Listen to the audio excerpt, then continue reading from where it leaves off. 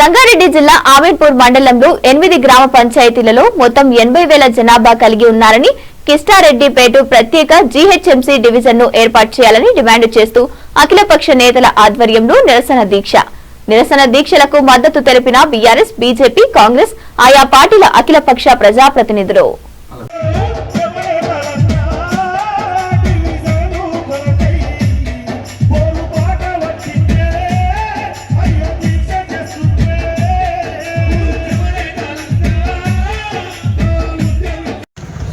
ఈరోజు కిష్టారెడ్డిపేట గ్రామం లోపల అమీన్పూర్ మండలం లోపల కిష్టారెడ్డిపేట 8 గ్రామ పంచాయతీలు కలిపి ఒక జిహెచ్ఎంసీ డివిజన్ కావాలని నిరాహార దీక్షకు ఈరోజు పూనుకోవడం జరిగింది.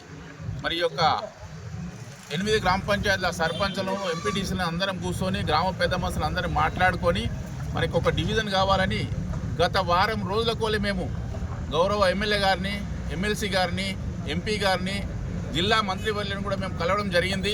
మరి ఏ విధంగా చేసిరని వాళ్ళే మమ్మల్ని అడుగుతున్నారు. అధికారులు మరి వాళ్ళకి చెప్పిరా లేదా మాకు తెలియదు, కానీ వాళ్ళే మమ్మల్ని ప్రశ్నించడం జరిగింది. 60,000కి ఏ విధంగా డివిజన్ చేసిరు మీరు అని. అంటే అదేవిధంగా మరి అధికారులంతా మరి కూర్చొని చేసిరా డివిజన్ ఈ విధంగా చేయాలని ఏ ఆలోచనతో చేసిరు మాకు కూడా అర్థమైతలేదు. మరి ఇక్కడ ఉన్న లోకల్ ప్రజాప్రతినిధులను కూర్చునబెట్టి ఏ విధంగా డివిజన్ చేస్తే బాగుంటుందని ఒక ఆలోచన చేస్తుంటే ఇంత ప్రమాదం జరగకపోవు. మరి మేము గత సంవత్సరమే నవంబర్ లోపల మాది మున్సిపల్లో విలీనం కావడం జరిగింది. మరి ఆ విలీనమైన ఒక సంవత్సరం లోపలే మళ్ళీ జిహెచ్ఎంసీకి విలీనం కావడం జరిగింది. తక్షణమే ఇది మా యొక్క జిహెచ్ఎంసీ లోపల కిష్టారెడ్డిపేట ఒక డివిజన్ చేసినట్టుంటే మా ప్రజలకు అందుబాటులో ఉంటుంది.